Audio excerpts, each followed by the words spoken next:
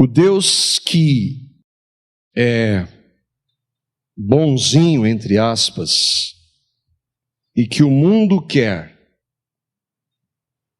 não é o Deus da Bíblia. Uma vez eu ouvi um pastor, um irmão, usou essa expressão: Deus não é bonzinho. Na semana passada nós começamos uma série de estudos no Evangelho de João, e nós vimos o capítulo 1, os versículos de 1 a 3, onde nós vemos ali que Jesus Cristo é Deus. João começa o seu Evangelho narrando e mostrando que Jesus não foi um profeta, não foi um homem de Deus, ele é Deus encarnado, ele é Deus encarnado. Ele está à direita do Deus Pai hoje, na glória. E um dia ele vai voltar como Deus encarnado para buscar todos aqueles que nele creem. Hoje nós vamos continuar estudando João, mas nós vamos dar um salto do capítulo 1 para o capítulo 3, um texto que nós conhecemos bem. Depois, se o Senhor permitir, nós vamos voltar com o tempo, sendo a vontade do Senhor, continuar no capítulo 1. Mas antes eu gostaria de ler com vocês o texto de Gálatas, no capítulo 4, versículo 16. Um texto que nós trabalhamos essa semana nos grupos, nas casas, em que Paulo escreve para os irmãos daquela igreja da Galácia, e aquela exortação não é somente para aqueles irmãos, ou não foi somente para eles, mas é para todos aqueles que creem em Cristo. E Paulo, ele faz uma pergunta que tem uma resposta já. Ele diz: eu tornei-me inimigo de vocês por lhes dizer a verdade. Paulo escreve aquela carta exortando aqueles irmãos que haviam crido no Evangelho, mas que estavam sendo influenciados por ensinos contrários ao Evangelho. E eles estavam sendo influenciados, estavam praticando coisas que não tinham nada a ver com o Evangelho. E Paulo escreve por amor àqueles irmãos e os exorta, chamando para que eles voltassem para a pureza, para a centralidade do Evangelho. E aí então ele diz: irmãos, vocês acham que porque eu estou dizendo a verdade para vocês, é que eu sou inimigo de vocês? É claro que não. Porque eu amo vocês, é que eu estou dizendo a verdade para vocês. E essa relação na palavra de Deus, ela é íntima, ela percorre toda a Escritura, Gênesis, Apocalipse, amor e verdade. Não existe amor sem verdade. Por mais dura que a verdade às vezes pareça, ou seja, quando a gente ouve, ela tem um objetivo à luz da Escritura: amor. E eu queria que, durante esse tempo que nós vamos ter, que você considerasse tudo que nós vamos tratar tendo esse texto como base. Tratar a verdade. Isso não significa que nós somos melhores e que nós somos inimigos, não, pelo contrário. É por amar que nós somos chamados para tratar com a verdade. E eu quero começar com 3 compreensões de líderes evangélicos que disseram ou escreveram isso, que nós vamos ver. E que com certeza algumas dessas compreensões se aplicam a alguns de nós, que são ensinos errados, e que nós precisamos ver, nós vamos rever isso, à luz da palavra. O primeiro foi de um bispo nos Estados Unidos, que há algum tempo disse, em uma entrevista com outras religiões, ele foi perguntado pelo apresentador do programa, uma rede nacional, se Jesus era o único caminho para Deus. E ele disse assim: eu creio que Jesus é o caminho para os cristãos. Eu creio que a minha religião é a certa. Mas eu não digo que as demais estão erradas. Eu creio que meu Deus é grande o bastante para incluir todos os seres humanos que foram criados à sua imagem. E isso inclui as religiões que não são cristãs. Um bispo evangélico disse isso. A outra citação é de uma cantora de rock cristão e que há algum tempo assumiu a sua homossexualidade. Ela continua sendo uma cantora de rock cristão, mas assumiu a sua homossexualidade. E ela diz assim, quando entrevistada: o que Jesus ensinou é uma mensagem radical de boas-vindas, inclusão e amor. Eu tenho certeza de que Deus me ama do jeito que eu sou. E eu tenho um grande desejo de comunicar isso aos jovens. E ela diz que quer transformar a religião nesse conceito. E um outro é um diálogo entre um pastor e um evangélico. E esse evangélico escreve para esse pastor e ele relata: sou evangélico, casado com uma missionária que ama muito a Jesus. Descobrimos que estávamos grávidos de uma menina de 13 semanas e que é portadora da síndrome de Down. Procuramos um psicólogo amigo que é cristão e ele nos ajudou a decidir por interromper a gestação, pois o nascimento teria muito mais dor, tanto para nós quanto para o neném. Interromper a gestação é aborto. Será pecado? Temos esse direito? Por favor, me ajude a ter paz. E o pastor responde: sobre a sua questão, se é pecado ou não, digo-lhe com a minha consciência limpa diante de Deus, que se eu estivesse em situação semelhante, com todas as dores dessa vida, ainda assim aceitaria a sugestão do psicólogo e cristão. Receba todo o meu carinho e amor. Se de um lado nós temos hoje, que predomina em boa parte da igreja, ensinos e heréticos como prosperidade e confissão positiva, por outro, há hoje no evangelicalismo conceitos muito errados como esses aqui, ensinos errados como esses, e que se respaldam no amor, na graça e na bondade de Deus. Tudo isso aqui é porque Deus é amor. Provavelmente alguns, talvez aqui, pensem que por Deus ser amor, você pode fazer o que você quiser da sua vida.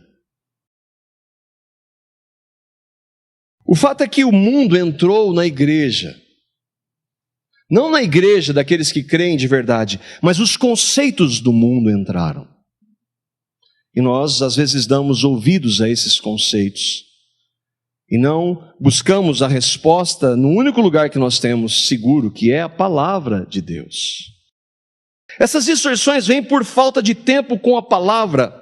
Ao invés de eu buscar a palavra, isso é para mim e para você, termos tempo diante da palavra, dobrarmos os nossos joelhos e pedirmos para que Ele fale conosco, nós não fazemos isso.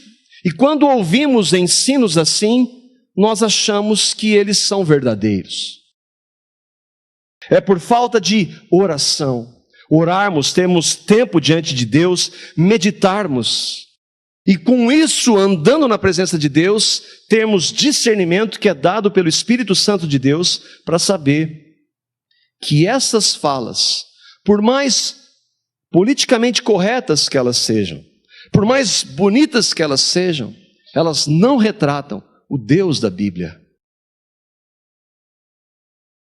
E para nós podermos corrigir essa visão, nossa base, como sempre, é a palavra de Deus. Na dependência do Espírito Santo que ilumina a nossa compreensão para entendermos, e não somente entendermos, mas para obedecermos.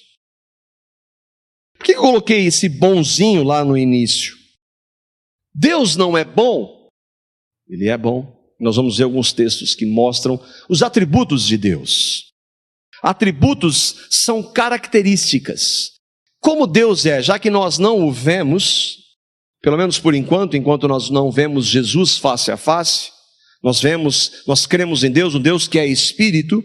Como nós não o vemos, nós temos que ver o que a Bíblia diz sobre quem Ele é, e ela cita os seus atributos que são características desse Deus. E Deus é bom. A palavra diz isso no Salmo 34, versículo 8. Porque a ideia é, mas Deus é bonzinho, Ele não é bom, não, Ele não é bonzinho, Ele é bom. E, aliás, Ele é o único bom. Jesus disse que não há nenhum bom, senão Deus. Salmo 34, 8 diz: ó, provai e vede que o Senhor é bom. O Senhor aqui é o Senhor Deus, Jeová, o Deus Trino. Acontece que Deus não é somente bom, Ele é amor. Deus é amor. 1 João, capítulo 4, versículo 8. Está descrito de maneira clara. Deus é amor. É característica inseparável de Deus. Ele é bom, só Ele é bom. Ele é amor, e esse amor, o amor sacrificial, só Ele pode produzir. Ele é amor. Mas Deus também não é somente bom e amor. Ele é misericordioso. Salmo 86, versículo 15, que diz: mas tu, Senhor, és Deus compassivo e misericordioso, muito paciente, rico em amor e em fidelidade. Então, o Senhor Deus, Ele é bom, Ele é amor, por Ele ser amor, Ele é compassivo, Ele é rico em misericórdia. Esse é o Deus da Escritura. Ele também é gracioso. Salmo 63, versículo 3, diz que porque a tua graça, a graça de Deus é melhor que a vida. A graça de Deus é melhor que a vida. Esses são atributos, são características do Deus da Bíblia. Então, portanto, Ele é sim bom. Ele não é somente bom, Ele é amor, Ele é graça e Ele é misericórdia. É inegável, são inegáveis esses atributos de Deus. Mas há outros atributos. E que naquelas falas, nenhum desses outros atributos são tratados. Deus é bom, Deus é amor, Ele é cheio de misericórdia, Ele tem uma graça que é melhor que a vida, mas Deus é também santo.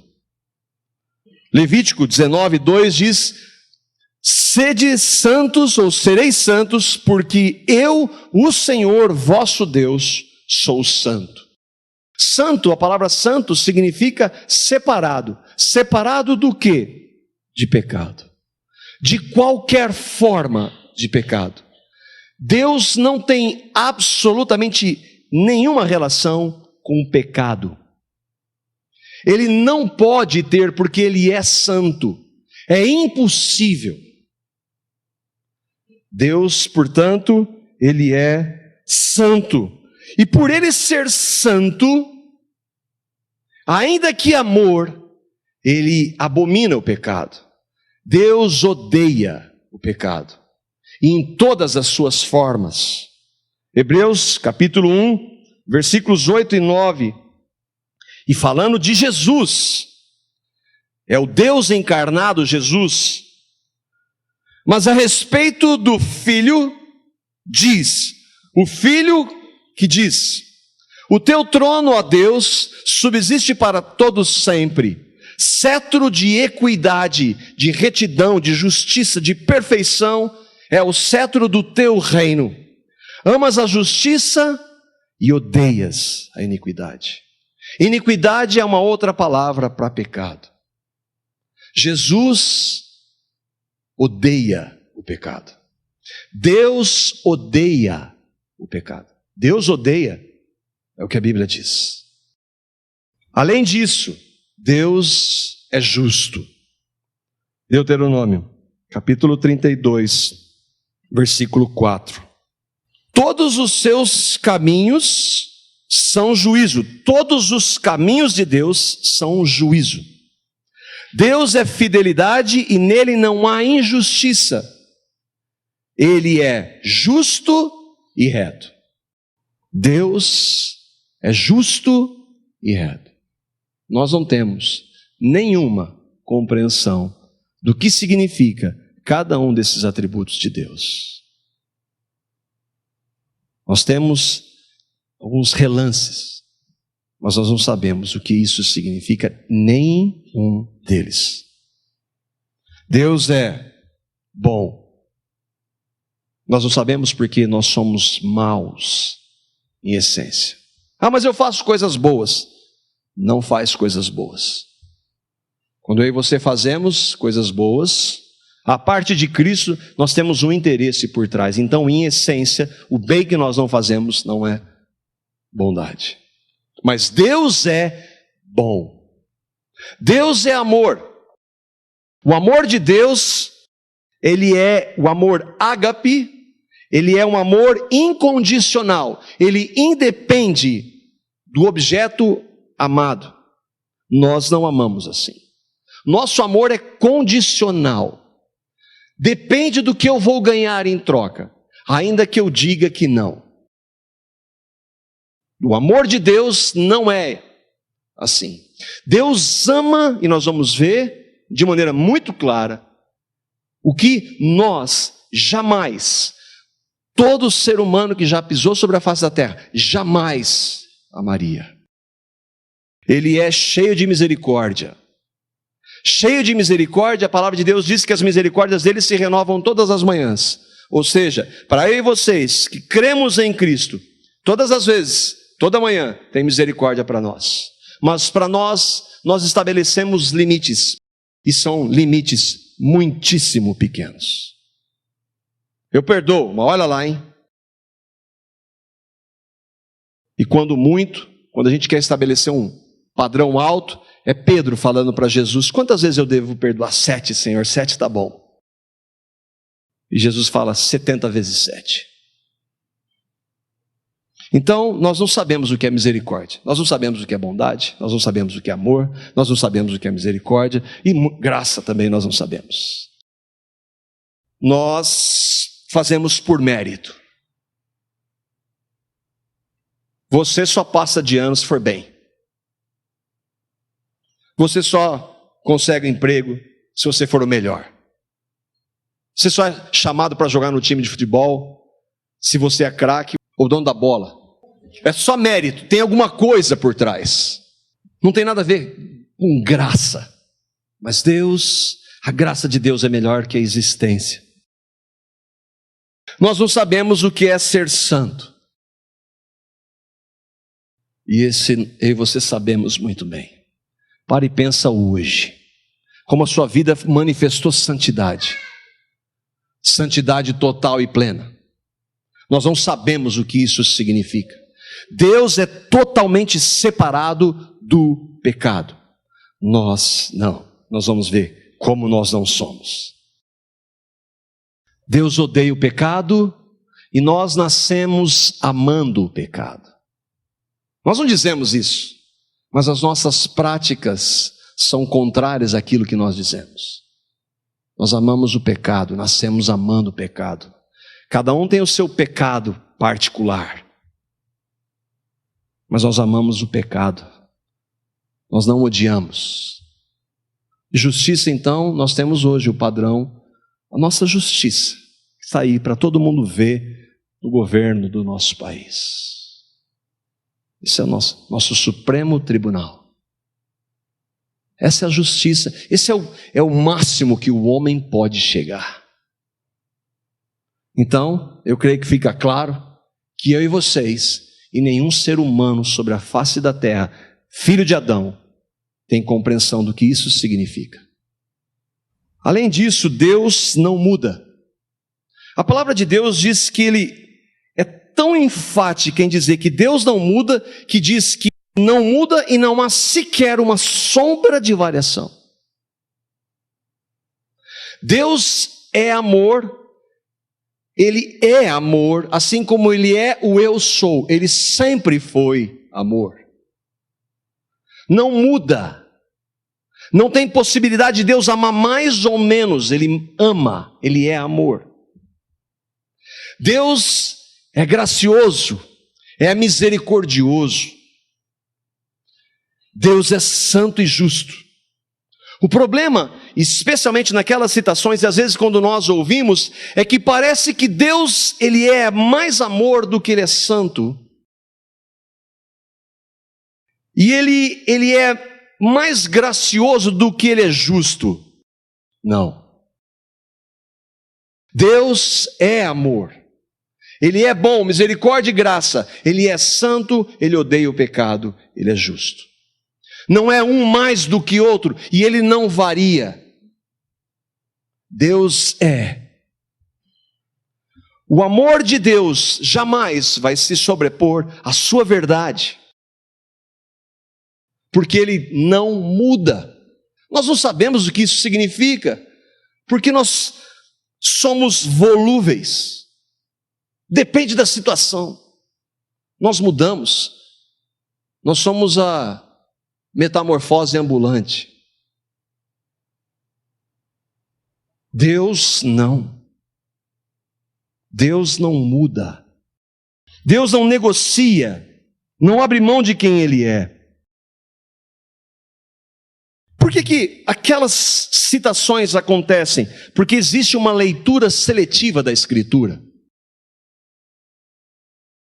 Eu vou tratar disso, eu vou pegar esse texto, porque ele me convém. Eu não vou tratar do outro, porque do outro ele vai contra o que eu faço, o que eu penso, o que eu gosto. E todos nós, de uma forma ou de outra, fazemos isso. Mas Deus não é assim. Onde essa leitura seletiva, o amor de Deus supera tudo. O amor de Deus se sobrepõe a tudo, mesmo que nós ignoremos a existência de Deus. Mesmo que nós vivamos na prática deliberada do pecado, Ele nos ama mesmo assim. Mesmo que se rejeite a Cristo por amor ao pecado, Deus ama mesmo assim. Isso leva a erros como a ideia de que no final, por causa do amor de Deus, todo mundo vai ser salvo, mesmo aqueles que rejeitam a Cristo. Mas nada disso é verdade à luz do Deus da Bíblia, não no Deus do pregador Marco, do Deus da Bíblia. E quando alguém se opõe a esses ensinos, como a gente vê, é legalista, fundamentalista, tem prazer em falar do inferno. Nenhum cristão tem prazer em falar disso. Mas se a Bíblia está dizendo que tem, então deve ser dito. Se Jesus falou para temer aquele que pode, para não temermos aquele que pode matar o corpo, mas fazer perecer no inferno tanto o corpo como a alma, e quem faz isso é Jesus, se Ele disse isso, eu devo dizer. Ele tem esse propósito, Ele mandou falar. Como Ele vai agir usando isso, eu não sei. Mas Ele usa, porque é a palavra dEle. É difícil isso, irmãos. Por acaso eu me fiz de inimigo por dizer a verdade? É isso que Paulo perguntou. A grande questão é como Deus concilia os seus atributos. Como é que o Deus que é amor é santo e justo? Como é que Ele pode ser santo e justo ou amor, sem ferir a sua santidade, a sua justiça e o seu ódio pelo pecado? Essas respostas dizem assim: não, Deus deixa para lá o pecado. Mas isso não seria justo. negaria a justiça de Deus, negaria a santidade de Deus. Como é que Deus concilia isso? E há um meio, um único meio. E esse meio, irmãos, não é pouca coisa, não é um conjunto de regras, não é uma religião, não é a religião cristã. Há inúmeros textos que mostram isso em toda a Escritura, mas eu gostaria, como nós estamos vendo João, capítulo 3, texto que nós conhecemos, versículos 16 até o versículo 20, nós vamos ler versículos 16 e 17, para nós mostrarmos ou vermos como a palavra de Deus concilia isso. Porque Deus amou o mundo de tal maneira que deu o seu Filho unigênito, para que todo aquele que nele crê não pereça, mas tenha a vida eterna. Porque Deus enviou o seu Filho ao mundo, não para que condenasse o mundo, mas para que o mundo fosse salvo por ele. Deus é amor, por isso ele amou. Deus é gracioso, por isso ele dá. E Deus é bom para não condenar. Nós vemos nesses versos de maneira clara que Deus é amor, que Ele é graça e que Ele é bom. Mas Deus amou pessoas. O que tem de tão grandioso nesse amor? Aliás, afinal, eu e vocês, nós nos achamos boas pessoas. O que tem de tão grandioso em nos amar? Em Deus ter amado aqueles que recebem a Cristo? Romanos capítulo 3, versículos 10 a 12, vai mostrar quem Deus amou. Como está escrito, não há um justo, nenhum sequer. Não há ninguém que entenda, não há ninguém que busque a Deus, todos se extraviaram e juntamente se fizeram inúteis. Não há quem faça o bem, não há nenhum só. Deus amou pessoas dessa estirpe. Ah, isso aí são os outros. Isso aí somos eu e você. Eu e você somos isso aqui. Eu busco a Deus. Se busca, louve o Senhor para sempre, porque foi Ele que buscou. Porque se não há quem busque a Deus e você busca hoje, alguma coisa aconteceu e não foi você. Outra coisa, nós não somos isso daqui por causa do meio. O meio que nos influenciou a sermos isso. Não, o meio é o que é por causa de nós. Não é a culpa dos meus pais. Não. Não é por causa do mal que nos fizeram. Não. Não é porque a culpa é de Deus. Não, a culpa é nossa. Nós somos isso aqui. Nós somos isso daqui. E há outros textos, em Romanos 3, se você quiser, por causa do nosso tempo não dá para ver todos. Porque nós somos pecadores e amamos o pecado. Mas como é que é? Pecadores, seja específico. 1 Coríntios capítulo 6, versículos 9 e 10, e Apocalipse 21, 8. Vou ler os dois textos. O que são pecados? E talvez você se identifique com alguns dessa lista aqui. Não se deixe enganar, nem imorais, nem idólatras, nem adúlteros, nem homossexuais, nem ladrões, nem avarentos, nem alcoólatras, nem caluniadores, nem trapaceiros herdarão o reino de Deus. O reino de Deus é onde Deus reina. Deus reina, onde Ele reina, não há pecado, porque Ele odeia o pecado. Então, aqueles que vivem nessas práticas não estarão na presença de Deus. Apocalipse 21, 8. Os covardes, os incrédulos, os depravados, os assassinos, os que cometem imoralidade sexual, os que praticam a feitiçaria, os idólatras e todos os mentirosos, o lugar deles será no lago de fogo que arde com enxofre. Esta é a segunda morte. O que é esse lago de fogo e enxofre? Aqueles que vivem nessas práticas e não creem em Cristo, estão separados do Deus que é santo, separado para sempre. Esse é o estado de todo ser humano descendente de Adão. Não tem nada de natural nisso aí. Isso não tem nada de natural. Conversa imoral, adultério, homossexualismo, avareza, mentira. Isso não tem nada de natural, mas todo mundo diz que é. Essas ações também não são estilo de vida, não são normais, não são problemas, não são dificuldades, não são limitações, não são desvios de comportamento, elas são pecados. Pecados. Palavra extremamente impopular, mas que mostram quem eu e vocês somos. São pecados que o Deus que é amor odeia. Ele odeia a iniquidade. Iniquidade é pecado. O Deus que é amor, que é graça, misericórdia e bondade, porque é santo, odeia pecado. Mas por que de forma tão pesada?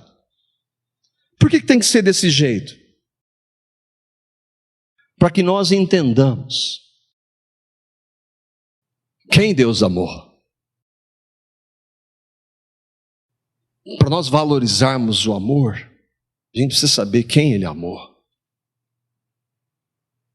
Para nós valorizarmos o Evangelho, que é a boa nova, a boa notícia, nós precisamos ouvir sobre nós a péssima notícia, que nós somos pecadores e muito pecadores. E não há nada que nós possamos fazer para mudar isso. Se a partir de agora você decidir que não vai mais pecar, não resolve mais. Você não vai conseguir fazer isso. Mas os seus alguns milhões de pecados que você já cometeu, já separam de Deus. Não há religião, nem essa aqui, que possa mudar quem quer que seja. Deus deu o seu Filho, que é Jesus, santo sem pecado, por pessoas que não são justas, não fazem o bem, não buscam a Deus, amam o pecado. Enquanto eu e vocês não tivermos consciência disso, nós vamos entender plenamente o que é o amor de Deus. Nós vamos dizer aquilo, que você pode viver na prática do pecado, que Deus te ama. Você pode rejeitar a Deus e ver na prática do pecado que Deus te ama.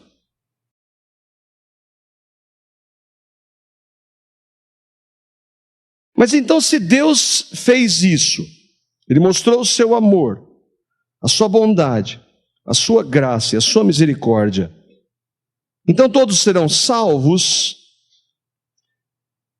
O versículo 18 do capítulo 3 de João responde: quem crê nele, Deus amou o mundo de tal maneira que deu o seu Filho, quem crê nele, crê no Filho que é Jesus, não é condenado, mas quem não crê já está condenado, porque não crê no nome do unigênito Filho de Deus. O amor de Deus vai salvar a todos? Não. Quem crê em Cristo não é condenado. Mas quem não crê, não é que vai ser condenado, já está condenado por causa dessa realidade de pecado que eu e você nascemos e cometemos.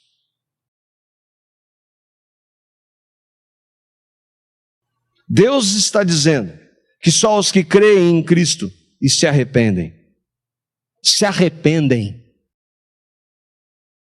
É impossível alguém que crê em Cristo, quando peca, dizer que é normal. Ah, Deus me ama, então eu vou fazer assim mesmo. Pecaremos, pois, para que essa superabundante graça abunde? De jeito nenhum. É impossível, não porque alguém diga, mas porque o Espírito Santo que habita naquele que crê não compactua com isso. O que é receber a Cristo? Nós vimos que nós somos pecadores, que nós não podemos mudar isso. Mas a palavra de Deus diz que Ele amou pecadores, que deu o seu Filho por esses pecadores. E todo aquele que se arrepende dos seus pecados, crendo em Cristo para a salvação, recebe o perdão dos pecados por amor e de graça. Foi isso que Deus fez. Isso Ele fez por amor, de graça, e porque Ele é misericordioso, e porque Ele é bom. Mas todos são salvos? Todos recebem? Não. Deus não pode aceitar o pecado porque Ele é santo. Mas em Cristo nós vemos a justiça de Deus. Ele é justo. Eu não posso aceitar você, Marco, porque você é um pecador. Mas eu mando o meu filho sem pecado no seu lugar. Ele morre a morte que você deveria morrer, pelos seus pecados. Ele paga a sua dívida. Nele eu cumpro a minha justiça. Se você o receber, você é justificado, eu te aceito. A parte dele, isso é impossível. Como é que Deus concilia? Em Cristo. Em Cristo. Na cruz, Cristo veio e levou todos os nossos pecados. Todos eles, passados, presentes, futuros. Ele nos perdoou plenamente. Pela graça, nós somos salvos. Lá Ele colocou a sua justiça em Cristo. Agora, se nós não recebemos a Cristo, a justiça dele está sobre nós. E se está sobre nós, nós somos condenados. Mas Deus, Ele fez isso, mostrou seu amor, sua bondade, sua graça, sua misericórdia. Por que a maioria dos que ouvem rejeitam? Versículo 19. A condenação é esta, que a luz veio ao mundo, mas os homens amaram mais as trevas do que a luz, porque as suas obras eram más. Por que as pessoas não recebem o evangelho? Porque elas amam o pecado. Amam o seu pecado. E elas amam o seu pecado e querem viver na prática do pecado. Então, para viverem na prática do pecado e serem aceitas por Deus, elas mudam o conceito do amor de Deus. Deus, tendo enviado o seu Filho ao mundo por amor e graça, misericórdia, o homem prefere o pecado. Aquela lista de pecados, rejeita a luz que é Cristo. Por quê? Como o homem pode continuar amando o pecado e rejeitando o amor de Deus?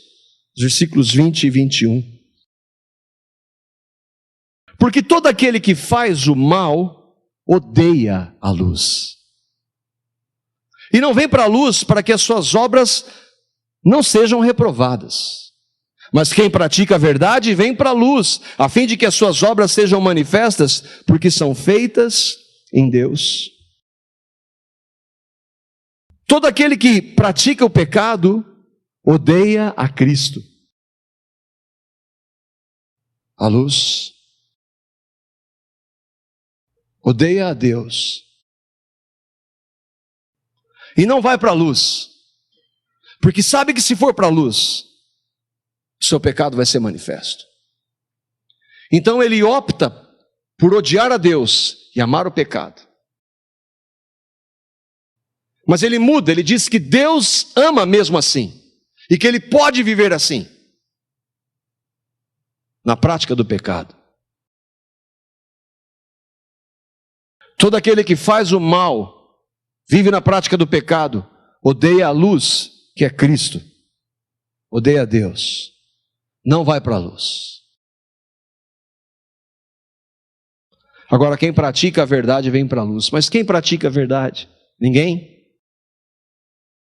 Mas quando eu e você se nós recebemos e nos arrependemos dos nossos pecados, a luz vem habitar em nós, a verdade que é Cristo vem habitar em nós, e Ele vai transformar, é Ele quem vai transformar as nossas práticas. E ainda que nesse processo eu peque, como eu já estou nele, eu sou perdoado pela sua graça, pela sua misericórdia.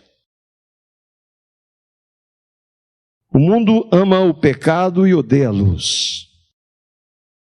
Então inventa um Deus que ame o pecado, e assim o mundo pode continuar no pecado.